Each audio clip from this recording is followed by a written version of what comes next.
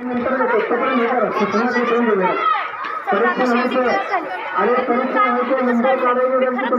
लावू शकतच नाही ना, तसं पिकं लावलं तर आपल्या स्वतःला खायला काय मिळेल, अन्न तर पाहिजे पिकायचं. मग तसंच युरिया वापरला तर शेत खराब होते, तसं शेत खराब होऊ नये म्हणून आपण युरियाचा वापर टाळायला पाहिजे. कारण शेत खराब झाले, शेत खराब झाल्यावर आपल्याला काय आणि आजकाल कोणी शेती करत नाही, सगळी नोकरी नोकरी नोकरी नोकरी म्हणजे थोड्याने शेती थोड्याने नोकरी असं करायला पाहिजे. जास्तीत जास्त फक्त नोकरी नोकरी नोकरी आणि आपण जास्तीत जास्त झाडांचा वापर केला तर तापमान कमी होऊ शकते. कारण आता झाडामुळे आपल्या सावली जास्त मिळते, तसंच आपण जास्त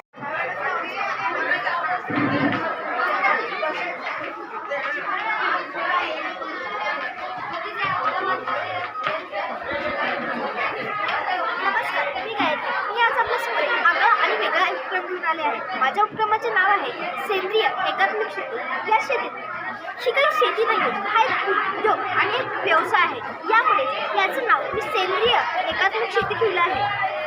हे काय फक्त एका प्रोजेक्टवरती काम करत नाही, अनेक प्रोजेक्टवरती काम करते. जेव्हा आपल्या स्लॅबच्या घरावरती पाणी पडते, म्हणजे पाऊस पडते, तेव्हा ते पाणी एकत्र करून एका पाईपलाईनच्याद्वारे ते आपण एका टँकमध्ये गोळा करतो, त्यात मत्स्यपालन करतो. त्यानंतर त्याचवरती त्याचे 2 कंपार्टमेंट करून एका बाजूला त्याचवरती कुक्कुटपालन म्हणजे पोल्ट्री फार्म आपण करू शकतो. जे कोंबडीचे विष्ठ असते ती खाली नीट लावल्यामुळे ती पाण्यात पडते आणि यामुळे मत्स्यांचे चांगले आरोग्य राहते आणि ते काही दिवसात मोठे होतात. ते जेव्हा दुसऱ्या कंपनीत शिफ्ट केले जातात ते 15 ते 20 दिवसात आपल्याला विकण्यासाठी उपलब्ध होतात. व जी माशांची पिल्ली आहेत ती आपण रिप्रोड्यूस करून या टँकमध्ये टाकू शकतो. तर पुढे या टँकचं पाणी म्हणजे माशाने एका पाण्यात वर्षभर राहू शकत नाही.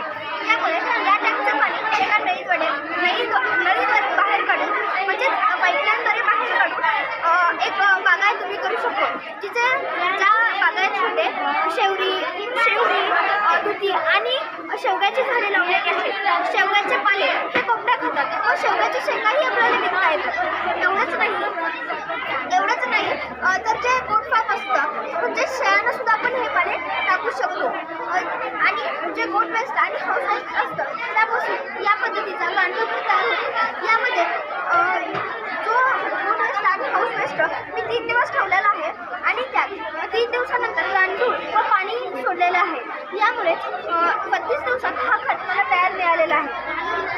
एवढंच नाही तर हा खत आपण या झाडांना नंतर एकदा रिप्रोड्यूस केला तर यापासून आपल्याला खूप मोठा फायदा होऊ शकतो की जे तुटीची झाडे असतात त्यापासून आपण रेशीम उद्योग सुरू करू शकतो.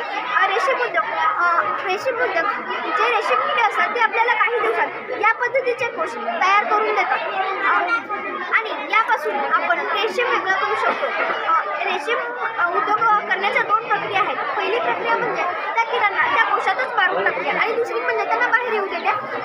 जे किडे रेशीम त्यांच्या घरट्यातून बाहेर पडतात ते फुलपाखरी म्हणून ओळखले जातात. यापासून आपण सुती कपडे बनवू शकतो. एवढंच नाही तर आपला हा जो व्यवसाय आहे तो मार्गही चालण्यासाठी मी इथे आपल्या घरावरती एक सोलर पॅनल बसवलेला आहे आणि आपण एखादा बोरवेल घेऊन ते पाणी एका शेतकऱ्यासाठी सोलर पॅनलच्या ऊर्जेने ते या टँकमध्ये आणू शकतो. यामुळेच आपला हा उद्योग आणि आपला हा व्यवसाय मार्गही चालू शकतो. मी याचं नाव मुद्दामूनच सेंद्रिय एकात्मिक शेती दिलेलं आहे. कारण ही फक्त शेती नाही तर खूप घटकांनी मिळून बनलेली शेती आहे. ज्यात आपण एकदा इन्व्हेस्ट केले तर सारखी इन्व्हेस्ट करण्याची गरज नाही आणि यापासून आपल्याला भरपूर फायदा होऊ शकतो. भारतीय अंतराळ संस्थेची ही 3री चंद्रशोध मोहीम आहे. चंद्रयान 3 हे 14 जुलै 2023 रोजी चंद्राकडे प्रक्षेपण करण्यात आले. हे चंद्रयान 26 ऑगस्ट 2023 रोजी चंद्राच्या दक्षिण ध्रुवावर उतरले. चंद्राच्या दक्षिण ध्रुवावर यशस्वीपणे चंद्रयान उतरवणारा भारत हा पहिला देश आहे. जगात चंद्रावर जाणारा भारत देश हा 4था देश आहे. जगातील 4था देश आहे. चंद्राच्या दक्षिण ध्रुवावर चंद्रयान पाठवण्यामागे काही उद्दिष्टे आहेत. जसे चंद्रावरील उपलब्ध असलेली माती, पाणी खनिजे इत्यादींचे निरीक्षण करणे, तेथील तापमान शोधणे, ते चंद्राच्या सूक्ष्म हालचालींचे निरीक्षण करणे. नमस्कार. आज नूतन हायस्कूल बोराळे या ठिकाणी आंतरशालेय अपूर्व विज्ञान मेळाव्याचं आयोजन करण्यात आलं. त्यामध्ये विद्यार्थ्यांचा प्रतिसाद अतिशय उत्कृष्ट असा होता. 5वी ते 7वी यांचा लहान गट करण्यात आला होता आणि 8वी ते 10वी या विद्यार्थ्यांचा मोठा गट या ठिकाणी करण्यात आला.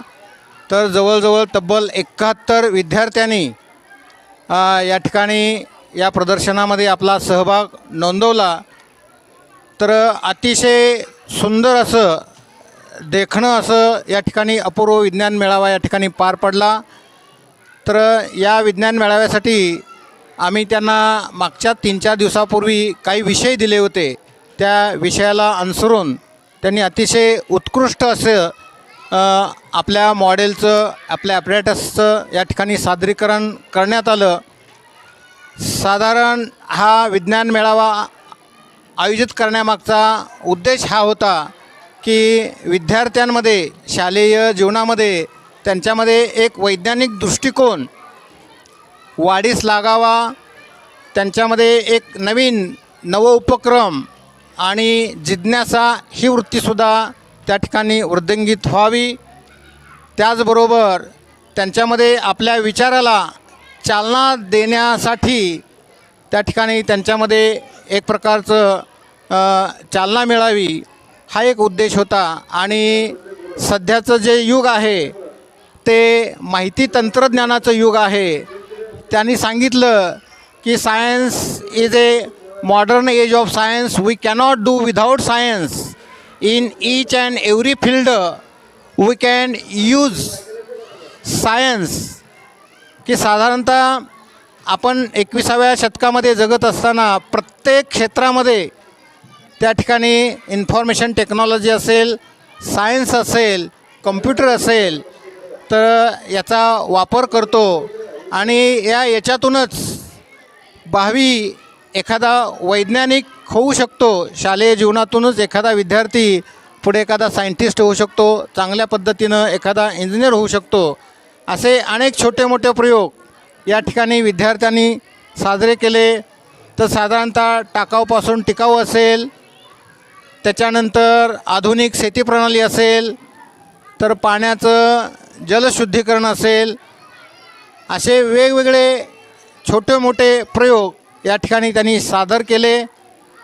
तर या ठिकाणी एक परीक्षक म्हणून आम्ही आमच्या इथं जिल्हा परिषद शाळेचे एक आदर्श शिक्षक गंगाराम लेंडवे गुरुजी, त्याच्यानंतर मातोलिंग हायस्कूलचे, नूतन हायस्कूलचे माजी मुख्याध्यापक नानासाहेब कपले सर, आमच्या शेजारील गावचे आळी या ठिकाणचे एक ज्येष्ठ शिक्षक ND बिराजदार सर यांनी या प्रदर्शनांचं त्या ठिकाणी निरीक्षण केलं, परीक्षण केलं आणि लहान गटातून 3 नंबर आणि मोठ्या गटातून 3 नंबर या ठिकाणी त्यांनी जाहीर केलेले आहेत.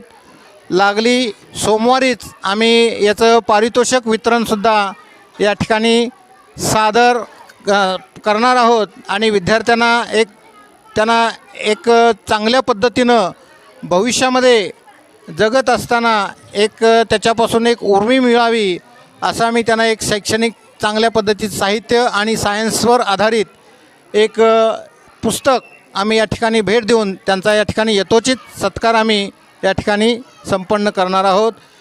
जय किसान, जय विज्ञान.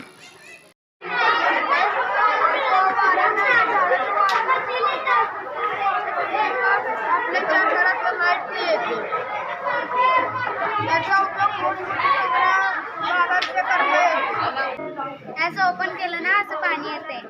जेवढं आपल्याला पाणी हवं असते तेवढं आपण घेतलं तर अजून बंद करायचं असं बंद होतं. हे ना साधं पाणी आहे. साध्या पाण्यामध्ये लिंबू टाकलाय, साध्या पाण्यामध्ये लिंबू टाकलाय, खाली बुडलाय. हे ना मिठाचं पाणी आहे. मिठाच्या पाण्यामध्ये लिंबू टाकलाय, वर तरंगतोय. कारण मिठामध्ये आहे ना क्षार असतं. जर पाणी घेतलं, पाण्यामध्ये मीठ टाकलं का नाही, लिंबू आहे ना पाणी जड होतं, त्यामुळे लिंबूवर तरंगतो. असं तिकडे ना केमिकल रिॲक्शन आहे. ती पाण्यामध्ये नंतर इकडे आहे ना हळद टाकले. हळद टाकल्यामुळे पाणी शुद्धीकरण झाले. तिकडे आहे ना नंतर हळद आणि निर्मा टाकलाय. निर्म्यात केमिकल असल्यामुळे आहे ना रंग बदललाय, पाण्याचा कलर बदललाय.